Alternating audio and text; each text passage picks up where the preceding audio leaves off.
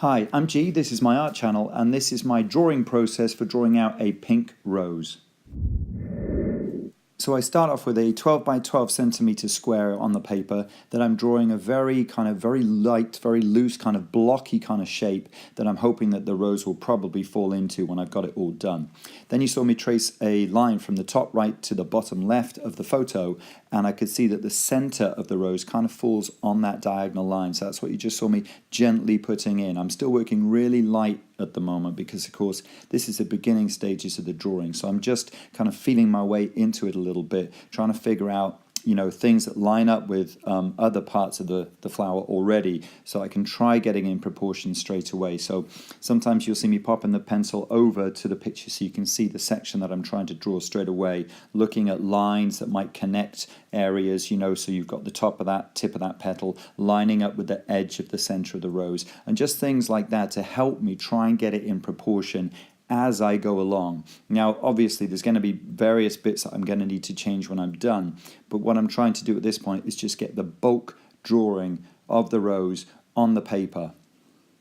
And you can see after those first very, very light bits of pencil work that you could barely see, I'm beginning to commit a little bit more with my lines and be a bit more confident with my line work and trying to, perhaps maybe force the picture a little bit to make it go the way that I want it to, but already there with a little bit of a rubbing out, trying to just correct a few things, because I'm realizing if I'm working from the center out, I've really got to be, confident, but also careful. I don't know if that's some kind of contradiction, because I want to make sure that as I'm putting each of these lines in, they're going to be good, they're going to be correct, which will stop me going off on a tangent and getting something really madly out of proportion.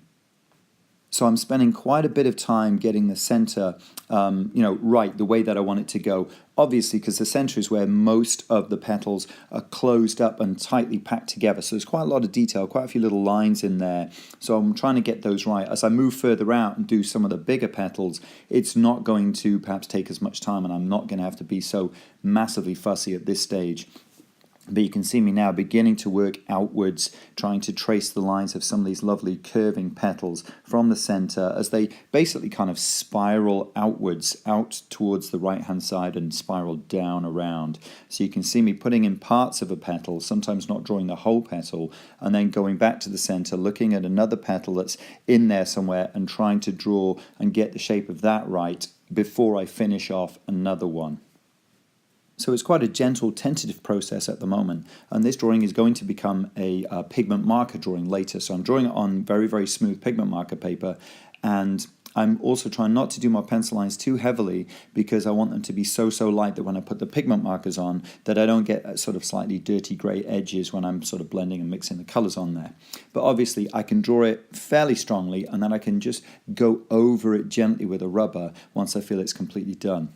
So there you can see me tracing some more lines on the photo, looking at something that lines up with something else, and that helps me get the edges of a petal correct and in the right spot, and also the thickness of some of these petals correct and in the right spot. I mean, you might be able to see that the very top petal, the one that's very white and pink, is at the moment on my drawing not high enough, and I've not got a lot of space to actually make it that much higher. So already I can see that where I put the center, I'm going to have to make the petal, you can see me doing it now actually, getting that petal a bit higher, trying to build it up, make it a bit fatter, a bit thicker at the top. And I'm probably not going to have the room to make it as big as it is on the picture. But I like the center, so I'm not about to rub everything out and start getting really fussy and starting over from scratch. So I'm thinking, okay, all right, I might be able to tweak that a bit later. So I'm carrying on with the rest of the drawing and knowing that I've got to do something with that very top petal at a later stage. So you can see I'm moving away from the center of the flower at the moment, and I'm looking at the photo and I'm looking with my pencil to try and trace where petals line up with other petals. So I make sure that the height of one matches up with another one. And I'm going in for some of the bigger petals now and trying to draw some of these big fat ones. There you can see tracing a line down so I know exactly where the sort of point of that petal is. It's in line with that sort of part of the center that I've already drawn. So I'm comparing things to what I've already drawn in order to try and get the proportions correct. Can be a bit of a risky proposition, I know, because if you've already drawn your drawing a bit out, then obviously everything compared to that first bit is going to also be a little bit out. But I suppose the consolation is the whole drawing then will look out compared to itself, if you know what I mean. So maybe it's not so bad if you can't see the photo. But obviously I'm showing you the photo alongside it, so I'm trying to get it as right as I can as I go along. And knowing, even looking at it now, that some of these bits, need a tweak. They need to be made a bit fatter, a bit thicker. And some of those angles of those petals maybe need to change. But I am just comparing it constantly, looking at the photo, looking at lines on the photo that match up, and then also trying to draw those and, make sure that they line up and match up with something that I've already drawn. And over the course of the video, you'll see me draw lines on the photograph, where I feel as though the shape of something cuts through another part and comes out the other side. I'll just draw a line straight across that, and then that will help me when I go back to the drawing to try and make sure that, where a petal sort of disappears and then starts again behind another one, it's going to come out in the right space. So I could just draw absolutely straight through on the photo, and that helps me see exactly where it's got to go on the drawing.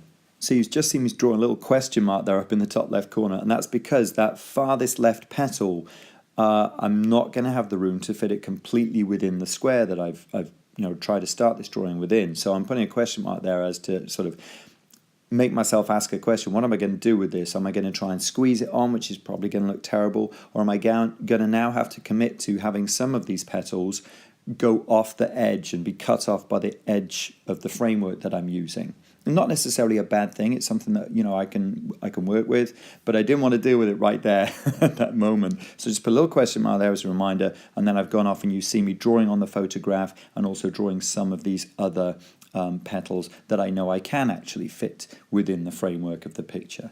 So you can see that I do a bit of it there. I start it, and then I'm still not quite sure how big or how small I need to make it, so I stop and I go off onto other parts of the picture now and start to look at other areas where I want to tighten up a line, make it a little bit stronger, or I've got to start drawing some of these other petals, these big fat curling over petals that you've got going down towards the bottom. So I'm sort of working round now from my left down towards my right, trying to do some of these petals and some of these gaps that you get between them.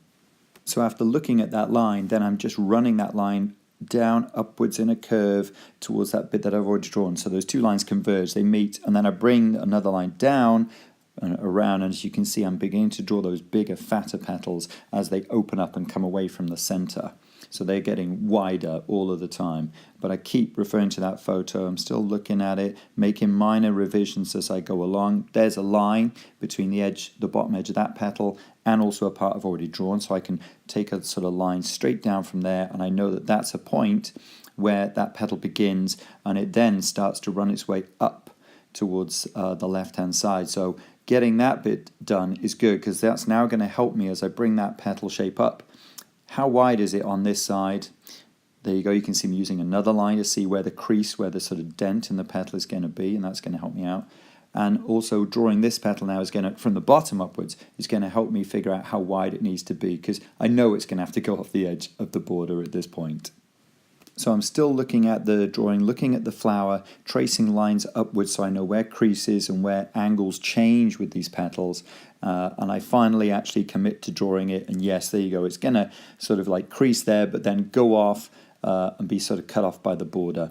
But that's okay, because I think the one at the bottom is going to as well. So hopefully that will balance the picture. It won't be just like one petal's cut off on one side, but the one near the bottom of the picture will also probably prove to be too big. And also this one at the top that I'm drawing gets cut off a little bit as well. And that's just a consequence of me drawing probably bigger than the photograph that I'm using. I thought I could fit it within the 12 by 12, but as I've drawn it, and probably from the very beginning, I'm forced into drawing it bigger than I would have liked to. So that's why those petals are going to get cut off by the edges. It's not a deal breaker. It's absolutely fine. Some pictures work actually very well if part of the picture is cut off at the edge of a border or a frame. But it's not what I intended to, so I'm a little bit annoyed that I couldn't actually fit the entire thing within what is going to be a kind of white square background. But that is the bulk of the drawing now, pretty much done after, about 16, 17 minutes? I've slightly speeded up the video just a little bit, so it's not in entirely real time. But that's about 16, 17 minutes, and then I begin doing the tweaks, the revisions, which is what you can see me doing now. So I come in and I'm looking at the photo, I'm looking at my drawing, and I'm like, no, that bit's got to be a bit more curved. That bit's got to be thicker, thinner, wider, more pointy. There I am, still working, trying to fix that issue of that top petal being too small.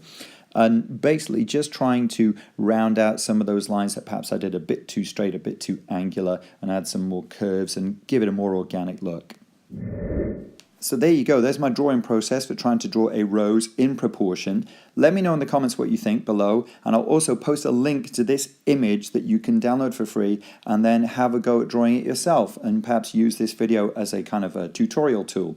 Please don't forget to like, subscribe and share, and if you do subscribe then you won't miss my next video, which is me tackling this rose drawing with just a single color of pigment marker and a white blender pen to get all the tones. Thanks so much for watching.